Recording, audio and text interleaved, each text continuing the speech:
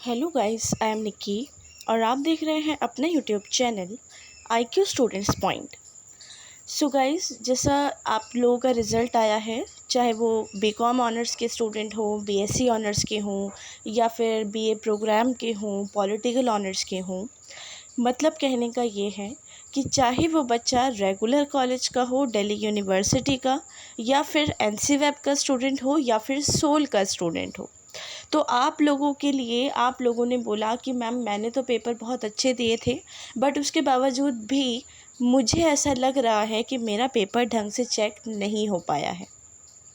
तो ये जो वीडियो है स्पेशली सभी कोर्सेज़ के सभी ईयर के बच्चों के लिए मैं आप लोगों को दे रही हूँ, ताकि आप लोगों के जो डाउट्स हैं, जो भी प्रॉब्लम्स यहाँ पर आ रही हैं, वो क्लियर हो जाए। ठीक है, इसके अंदर हम रिवॉल्यूशन और रीचेकिंग दोनों के पूरे प्रोसेस को चेक करेंगे अच्छे से, और उसके बाद देखेंगे कि भाई क्या मसला है, कैसे हो सकता है, कैसे बच्चा अपना जो है रीचेकिंग और रिवॉल्यूशन का फॉर्म फिल करेगा, फ़ीस स्ट्रक्चर क्या है एंड ऑल थिंग्स। ठीक है स्टूडेंट। सो नॉर्मली इन दोनों में जो आप लोगों को अगर डिफरेंस बताया जाए तो डिफरेंस 19-20 के बराबर है। रीचेकिंग का मतलब हो जाता है कि आप लोगों का रीचेकिंग का फॉर्म जब फिल होता है तो आप उस फॉर्म के ज़रिए टीचर्स आप लोगों के एक एक क्वेश्चन को अगेन चेक करके उस पर मार्क्स करके मर्ज करके आप लोगों को देते हैं टोटल करके कि हाँ जी, अब बच्चे का टोटल अगर ये बना है तो ये बात थी। और रिवॉल्यूशन का जो है बेसिकली इसके अंदर आपके पेपर को इवेल्युएट किया जाता है अगेन। तो आप लोगों को इसके अंदर ये दोनों फ़र्क मैंने आपको बता दिए हैं। ठीक है स्टूडेंट, अब आप लोग अपने हिसाब से देख लेना कि आप लोगों को रीचेकिंग करवानी है या फिर रिवॉल्यूशन करवाना है। तो वो सब कुछ क्या होगा, कैसे होगा, फॉर्म कहाँ से मिलेगा, क्या नहीं मिलेगा, वो सारी चीज़ें अब आगे आप डिस्कस करते हैं। लेकिन एक चीज़ मैं और क्लियर कर दूं, बहुत सारे स्टूडेंट्स ने ये बोला कि मैम रेगुलर का और NC वेब का और सोल का तीनों का फॉर्म सेपरेट होता है, ऐसा हमें किसी ने बताया है। बेटा ऐसा कुछ भी नहीं होता है। आप लोगों को मैं लिंक डिस्क्रिप्शन में प्रोवाइड कर रही हूँ, वहाँ से आप लोगों को फॉर्म भी मिल जाएगा, चाहे आप रेगुलर के स्टूडेंट हो, NC वेब के हो या फिर सोल के हो। ठीक है, और साथ में फ़ी सबमिट कैसे करनी है उसके लिए भी मैं लिंक आपको डिस्क्रिप्शन में ही प्रोवाइड कर देती हूँ, वहीं से ही जाकर आप ईज़िली यहाँ पर अपना सब कुछ हैंडल कर लेना। अब बात आती है कि सबसे पहले आप लोगों को क्या क्या डॉक्यूमेंट्स की रिक्वायरमेंट है। देखो, फ़र्स्ट ऑफ़ ऑल जो आपका एप्लीकेशन फॉर्म है ना, वो आप लोगों को यहाँ से मिलेगा, स्कूल ऑफ ओपन लर्निंग की साइट का जो मैंने लिंक है वो डिस्क्रिप्शन में आप लोगों को प्रोवाइड कर दिया है। कुछ इस तरीके से करके है, स्टूडेंट फॉर्म करके यहाँ पे आपको सारे आपके जो फॉर्म्स हैं वो आप लोगों को प्रोवाइड कर दिए गए हैं। अब अगर आप रेगुलर कॉलेज के स्टूडेंट हैं तो ये मत बोलिएगा कि मैम ये तो साइट सोल की साइट पर डले हुए हैं, ये हमारे लिए हैं या नहीं हैं, ये आप लोगों के लिए भी हैं। ठीक है, बिल्कुल घबराने वाली बात नहीं है। डायरेक्ट आप लोग चाहे सोल के स्टूडेंट हो, रेगुलर के या NC वेब के, आप लोगों को इस ही फॉर्म को डाउनलोड करना है। और अब क्या करना है, वापसी आ जाते हैं। ठीक है, देखो first of all application form आपका हो गया रिवॉल्यूशन और रीचेकिंग वाला फॉर्म जो है उसको डाउनलोड करना, देन उसका प्रिंट आउट निकलवा कर उसको आप फिल कर लेना। फिल करने में अगर आपको कोई प्रॉब्लम आ रही हो तो बिल्कुल मत घबराना, आप लोग डायरेक्ट अपने कॉलेज पहुंचना जहां पर आपको ये फॉर्म सबमिट करना है, और वहीं पर ही आप वहां पे डिपार्टमेंट के किसी टीचर से पूछ सकते हैं कि इस जगह पे क्या फिल करना है, इस जगह पे क्या फिल करना है, वो आप लोगों के डाउट्स क्लियर कर देंगे। ठीक है, इन केस वो भी नहीं तो हम लोग तो आपके लिए हैं ही, कोई दिक्कत वाली बात नहीं है। तो आप लोगों को रिवॉल्यूशन और रीचेकिंग का जो भी फॉर्म आपको फिल करना है उसको डाउनलोड करके उसका प्रिंट आउट निकलवाना है और उसको फिल कर लेना है। अब उसको फिल करने के बाद उसके साथ कुछ डॉक्यूमेंट्स हैं जो अटैच होंगे, और वो डॉक्यूमेंट्स हैं फर्स्ट ऑफ ऑल आपका एडमिट कार्ड जिस सब्जेक्ट का पेपर आप देकर आए। जैसे अभी मान लो अगर हम नॉर्मली सोल की बात करें तो बीकॉम प्रोग्राम एंड ऑनर्स का कोर्स आया, वो सॉरी क्या कहते हैं, रिज़ल्ट आया है, ठीक है। और रेगुलर स्टूडेंट्स का तो मैक्सिमम सभी का आ चुका है, ठीक है स्टूडेंट्स। सो वो बच्चे अपने 6 सेमेस्टर के अकॉर्डिंग, या फिर अगर आप एनुअल मोड के स्टूडेंट हैं उनके अकॉर्डिंग पार्ट 3 में आपने जो अभी पेपर दिया है उसका एडमिट कार्ड आया था आपका, ठीक है। तो वो जो एडमिट कार्ड है उसकी फ़ोटोकॉपी आपको लगानी है। देन आपको उस मार्कशीट की फ़ोटोकॉपी लगानी है जिसके अंदर आपके मार्क्स का आपको जो भी प्रॉब्लम क्रिएट हो रही है, ठीक है। अगर नॉर्मली देखें तो वैसे सेमेस्टर स्टूडेंट के 6 के 6 सेमेस्टर का रिज़ल्ट जो है वो एक ही मार्कशीट में शो हो रहा है। Same to same annual mode के स्टूडेंट्स के भी तीनों साल का रिज़ल्ट एक ही मार्कशीट में शो है। तो आप उस मार्कशीट का फ़ोटोकॉपी जो है वो लगाएंगे। उसके बाद आपको फ़ी रिसिप्ट लगानी है अपने इस सेमेस्टर की, जिस सेमेस्टर में आप लोग फिल कर रहे हैं, ठीक है। मैं बार बार 6 सेमेस्टर इसलिए बोल रही हूँ क्योंकि फाइनल ईयर के बच्चों को ही थोड़ी प्रॉब्लम ज़्यादा क्रिएट हुई है। अदरवाइज़ आप किसी और सेमेस्टर के, किसी और ईयर के स्टूडेंट हैं तो सेम टू सेम आप इस बात को ना अपने ईयर और अपने सेमेस्टर के अकॉर्डिंग अटैच कीजिए, ठीक है स्टूडेंट। उसके बाद फ़ी रिसिप्ट के लगाने के बाद आप लोगों को एक सेल्फ एड्रेस एनवेलप होता है, ये आपके नियर बाय कहीं भी मिल जाएगा। अदरवाइज़ जहाँ भी आपका डिपार्टमेंट है, कॉलेज डिपार्टमेंट, ये वहाँ उसके बाहर साइबर कैफ़े वाले होते हैं, आपको वहाँ मिल जाएगा। अगर मैं रेगुलर कॉलेजेस की बात करूँ तो बच्चा आप लोगों के आसपास मिल जाते हैं। अगर मैं सोल के स्टूडेंट्स की बात करूँ तो भाई आप लोग अगर नॉर्थ कैंपस के हैं तो लॉ फैकल्टी और आर्ट फैकल्टी के पास साइबर कैफ़े की कुछ शॉप्स हैं, वहाँ आपको मिल जाएगा। थोड़ा सा और आगे जाएंगे तो खालसा कॉलेज जो आता है वहाँ पर भी एक साइबर कैफ़े की शॉप है, आपको वहाँ भी मिल जाएगा, ठीक है स्टूडेंट्स। वैसे ही same to same regular college के स्टूडेंट्स को भी करना है। एनसी वेब का जो बच्चा है वो भी सेम टू सेम यही वाली चीज़ों को कॉपी करेगा, ठीक है। अब बात पहले यहाँ पर आती है कि फ़ी सबमिट करने से पहले फ़र्स्ट ऑफ ऑल आप लोगों को मैं बताऊं कि फ़ी सबमिट ऑनलाइन ही होगी। आपसे डिपार्टमेंट में, कॉलेज में, कैंपस में 1 रुपया नहीं लिया जाएगा, ठीक है। फ़ीस के लिए इसलिए ही उन्होंने लिंक प्रोवाइड कर दिया है आप लोगों को कि आप लोग इस लिंक पे जाओ, फ़ीस सबमिट करो, देन आप लोग हमारे यहाँ पर आकर इसको सबमिट कर दो, ठीक है।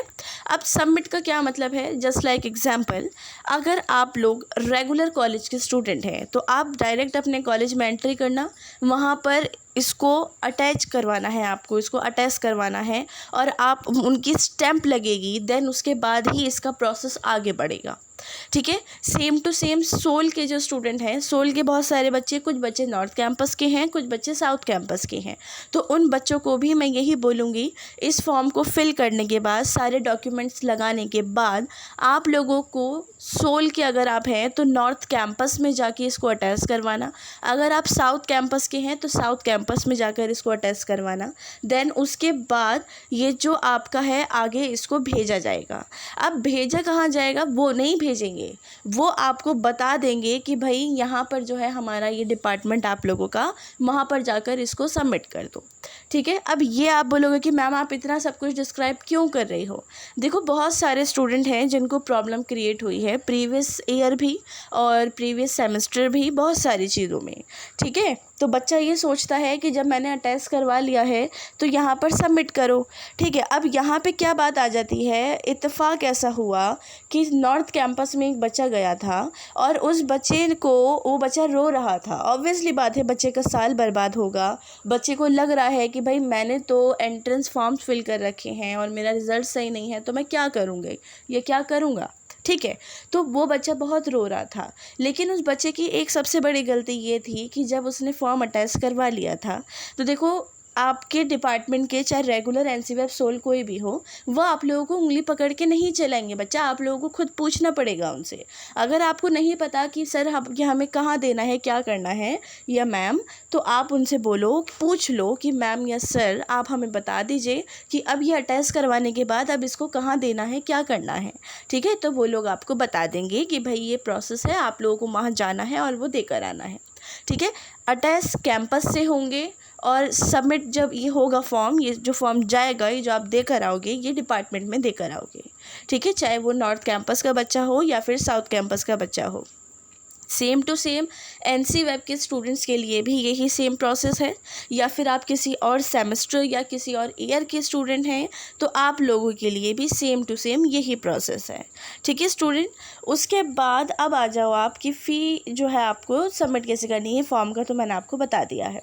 देखो फ़ीस के लिए जो मैंने आप लोगों को लिंक डिस्क्रिप्शन में दे रखा है, वहाँ से सीधा डायरेक्ट जाना और उससे आप अपनी फ़ीस सबमिट करना। तो ये कुछ इस टाइप सा आपका रजिस्ट्रेशन आईडी शो होगी कि भाई आप पहले इसको रजिस्टर करो। ठीक है, तो रजिस्ट्रेशन ईमेल आईडी जो है आपकी, आपको वो डालनी है। देन उसके बाद यहाँ पर जो आपको कैप्चा दिया है वो करके आप लॉगिन कर लेना, और उसके बाद थोड़ा सा प्रोसेस है आगे का, वो मैं आपको बता देती हूँ। ठीक है, वो कैसे करना है आपको रजिस्ट्रेशन करने के बाद जब आप फ़ीस सबमिट करोगे तो आपके कॉलेजेस आपको शो होंगे। रेगुलर कॉलेज के जो स्टूडेंट्स हैं उनके तो कॉलेज शो हो रहे हैं, ठीक है, दिल्ली यूनिवर्सिटी के बच्चे। उसके बाद अगर आप सोल के स्टूडेंट हैं स्कूल ऑफ ओपन लर्निंग के, तो आप लोगों को north campus, south campus, east और वेस्ट चारों शो होते हैं। ठीक है, बच्चा क्या करता है, बच्चा बोलता है कि मैम मैं तो फ़ीस सबमिट कर रहा हूँ या कर रही हूँ, बट वो तो हो ही नहीं रहा, तो फिर अब हम क्या करें। बेटा देखो, अगर आप लोग नॉर्थ कैंपस के हो, आपको पता है, आप मुझे खुद बता देते हो कि मैम मेरा तो नॉर्थ कैंपस है भाई, तो बेटा आपको वही तो फिल करना है ना। तो अगर आप नॉर्थ कैंपस के हो तो आपको सोल नॉर्थ कैंपस जो है वो फिल करना है। देन उसके बाद फ़ीस सबमिशन का जो ऑप्शन आएगा, आपको फ़ीस सबमिट करनी है। अगर आप साउथ कैंपस के हैं तो साउथ का करना। एनसी वेब के स्टूडेंट्स के लिए उनको कॉलेजेस अलॉट किए गए हैं बच्चों को, ठीक है, उनके आईडी कार्ड पे उस पर लिखा हुआ होता है, तो उसी के अकॉर्डिंग आप अपना काम करना। ठीक है, जस्ट लाइक एग्जांपल अगर मैं आपको बताऊं तो एनसी वेब के स्टूडेंट अगर माता सुंदरी कॉलेज के बच्चे हैं, ठीक है, और आप लोगों को रिवॉल्यूशन और रीचेकिंग का फॉर्म फिल करना है, तो आप लोगों को अटैच करवाने के लिए माता सुंदरी कॉलेज ही जाना पड़ेगा बच्चा, आप लोग कहीं और नहीं जाओगे। ठीक है, उसके बाद अगर वो कहते हैं कि यहाँ से नहीं होगा तो फिर एनसी वेब का जो डिपार्टमेंट है वहीं पर जाना, वहीं पर ही अटैच हो जाएगा और वहीं पर ही उसको सबमिट कर लिया जाएगा। बिल्कुल घबराने वाली कोई बात नहीं है। रेगुलर कॉलेज के स्टूडेंट्स का भी सेम यही प्रोसेस है। फ़ीस सबमिट होने के बाद जी, अब आपको मैं बता दूं, रिवॉल्यूशन की फ़ीस जो है 1000 रुपीज़ है एंड रीचेकिंग की फ़ीस 750 750 है पर सब्जेक्ट। ठीक है, अब एक डाउट और जो बच्चों ने मुझसे पूछ पूछ के रो रहे थे, बहुत अपना हाल बुरा कर रखा था। बेटा देखो, अगर आप लोगों का, जैसे मैंने आप लोगों को फर्स्ट ईयर से लेकर थर्ड ईयर तक रेगुलर बेसिस पर बताया है कि आपके कुछ मेन सब्जेक्ट्स होते हैं। ठीक है, अगर आप ऑनर्स के स्टूडेंट हैं, चाहे आप बीएससी ऑनर्स हो या फिर बीकॉम ऑनर्स हो, पॉलिटिकल ऑनर्स हो, इंग्लिश, संस्कृत, अरेबिक, कोई भी हो, ठीक है, तो आप लोगों के पास 2 मेन सब्जेक्ट्स होते आए हैं फर्स्ट ईयर से, वो आगे बढ़ के थोड़े से ज़्यादा हो गए, देन उसके बाद आपका ईयर ख़त्म हो गया, बीए कंप्लीट हो गया। तो आप लोगों के पास जो मेन कोर होते हैं, आप लोग सिर्फ उसके लिए ही अपना फॉर्म अप्लाई कर सकते हैं, चाहे वो रिवॉल्यूशन का हो या फिर रीचेकिंग का हो। बहुत सारे बच्चों ने बोला था कि मैम हम इनके ख़िलाफ़ कंप्लेंट कर देंगे, ये हमारे सब्जेक्ट्स, इन्होंने बोला कि रिवॉल्यूशन फिल कर दो, रीचेकिंग कर दो, बट ये सबमिट ही नहीं करें। बच्चा सबमिट वो इसलिए नहीं करते हैं क्योंकि आप अगर कोई एडिशनल सब्जेक्ट फिल करते हो, ठीक है, additional subject in the sense आपका स्किल एनहेंसमेंट कंपलसरी कोर्स या फिर एईसीसी वाला एबिलिटी एनहेंसमेंट कंपलसरी कोर्स, या फिर अगर मैं प्रोग्राम के स्टूडेंट्स की बात करूं तो उनका बच्चों का मिल MIL करके सब्जेक्ट्स दे रखे होते हैं, वो आप लोगों के discipline specific core course main course के अलावा आप रिवॉल्यूशन और रीचेकिंग में कोई और सब्जेक्ट को फिल कर नहीं दे सकते हैं। अपने रिस्क पर देना अगर दो तो, क्योंकि फ़ीस भी जाएगी, फॉर्म भी जाएगा और काम भी नहीं होगा। ठीक है, उन लोगों ने क्लियरली आपको मना कर दिया है, मेंशन कर दिया है कि आप लोग सिर्फ मेन सब्जेक्ट्स के ही रिवॉल्यूशन और रीचेकिंग फिल कर सकते हैं। अदरवाइज़ आप लोग अपने, अगर आपके किसी सब्जेक्ट, एडिशनल सब्जेक्ट में आपको लगता है कि भाई नहीं हो पाया, तो भाई वो तो आपको अगेन देना पड़ेगा बच्चा, उसके लिए आप फॉर्म फिल नहीं कर सकते हैं। ठीक है, अब वो चीज़ बच्चे पूछ रहे हैं बार बार कि मैम वो पेपर कब होंगे। देखो अभी जो है, अगर आप 6 सेमेस्टर के स्टूडेंट हो तो आप लोगों को मैं बता दूं, या फिर आप एनुअल मोड पार्ट 3 के स्टूडेंट हो, तो आप लोगों के पेपर जस्ट लाइक जो अब की तरह हुए थे ना कि आप लोगों के फॉर्म सबमिट हुए थे, ऑनर्स के स्टूडेंट थे तो मई में पेपर हुए थे, प्रोग्राम के स्टूडेंट्स थे तो जून में हुए थे, बिल्कुल वैसे ही होंगे। जब आप लोगों को फॉर्म फिल करना होगा आपको यूट्यूब पे नोटिफिकेशन मिल जाएगा, आप हमारे ग्रुप्स में ऐड हैं, वहाँ पर आपको इन्फॉर्मेशन मिल जाएगी। नहीं भी मिलती है तो थोड़ी बहुत आपकी भी जिम्मेदारी होती है, हम आप लोगों के लिए बैठे हैं। हमारी टेलीग्राम आईडी आपके पास है, व्हाट्सएप नंबर आपके पास है, कमेंट्स हैं, ये पूरा यूट्यूब चैनल आपके पास है, आप कमेंट करके मैसेज करके पूछो। ठीक है बेटा, कुछ आप लोगों की भी जिम्मेदारी होती है, साल वेस्ट होने में आपका पूरा हाथ होता है। आप लोग अगर ध्यान नहीं, ऐसे बहुत सारे स्टूडेंट हैं जो ध्यान नहीं देते हैं कि रिवॉल्यूशन या रीचेकिंग पर, तो भाई उसका ये रहता है कि फिर मैम अब क्या करें, अब तो ईयर वेस्ट हो गया। बेटा ईयर वेस्ट होना थोड़ी बड़ी बात होती है, और अगर आपकी गलती की वजह से वेस्ट हो रहा है तो बहुत बड़ी बात होती है। ठीक है, अब ये वाली चीज़ कि आप लोग ये फॉर्म फिल कब तक कर सकते हैं, और इस फॉर्म को आप लोगों को मतलब कितना एक लिमिटेड टाइम दिया गया है। आप लोगों का मान लो आज रिज़ल्ट आया है, चलो आज भी छोड़ो, मान लो आप लोगों का 15 अगस्त को रिज़ल्ट आया है, तो आपके पास 30 अगस्त तक का टाइम है, मतलब टोटल 15 दिन। अगर आप लोगों का रिज़ल्ट 16 अगस्त को आता तो 1 सितंबर तक का टाइम था, अगर आप लोगों का रिज़ल्ट 17 को आता तो 2 सितंबर तक का टाइम था, मतलब टोटल 15 दिन है आपके पास according to your result date, declare date. ठीक है, तो आप लोगों का अगर रिज़ल्ट 17 को डिक्लेयर हुआ है तो अकॉर्डिंग टू 15 डेज़ 3 सितंबर 2 सितंबर तक का आपके पास टाइम है, लगा लो 15 दिन। ठीक है, उसके अंदर अंदर ही आपको अपना जो फॉर्म है वो देना है, अपना सब कुछ प्रोसेस कंप्लीट करके। अदरवाइज़ 15 दिन के बाद आपके फॉर्म सबमिट नहीं होंगे, एक्सेप्ट नहीं होंगे, अटेस्ट नहीं होंगे, और ना ही आप उसको कहीं पर ही दे सकते हैं। ठीक है स्टूडेंट्स, सो इसका जो है अब ये बात आती है कि मैम इसका रीचेकिंग और रिवॉल्यूशन का रिज़ल्ट कब तक आता है। देखो इसके पूरे प्रोसेस में टोटल 3 महीने लगते हैं।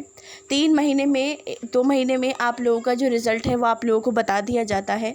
आप लोग वहाँ पर जाते हैं तो तब भी पूछा कीजिए कि सर मैम कब तक हमारा रिज़ल्ट दे दिया जाएगा, तो वो भी आपको बता देंगे कि भाई इतना प्रोसेस इतना टाइम लगेगा, आप लोग आकर इस टाइम पर रिज़ल्ट ले लेना, या फिर वो आपको बता देते हैं कि आपको मैसेज आएगा, मेल आएगा, या फिर जो भी चीज़ें हैं वो सारी चीज़ें क्लियर कर देते हैं।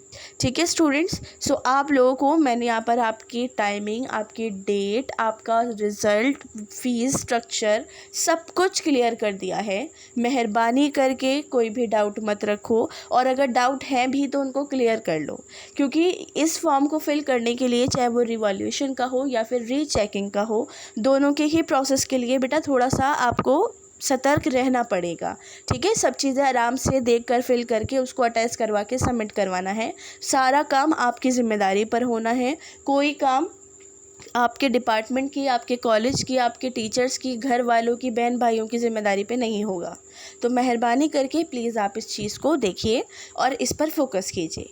अभी भी कोई डाउट्स आ रहे हों तो आप लोग मुझसे कमेंट बॉक्स या टेलीग्राम चैनल पे क्लियर कर लीजिए। अदरवाइज़ आप इस वीडियो को अपने फ्रेंड्स के साथ, सिबलिंग्स के साथ शेयर कीजिए, ताकि उन बच्चों का भी ईयर वेस्ट होने से बेटर है कि बच जाएगा। ठीक है, रीचेकिंग का या रिवॉल्यूशन का फॉर्म फिल कर देंगे बच्चे, या फिर नहीं भी करेंगे तो बेटा नॉलेज होनी चाहिए हर चीज़ की, ताकि आप कहीं पर हो तो किसी और शख्स की हेल्प कर सको। Okay students, so thanks for the watching and best of luck all.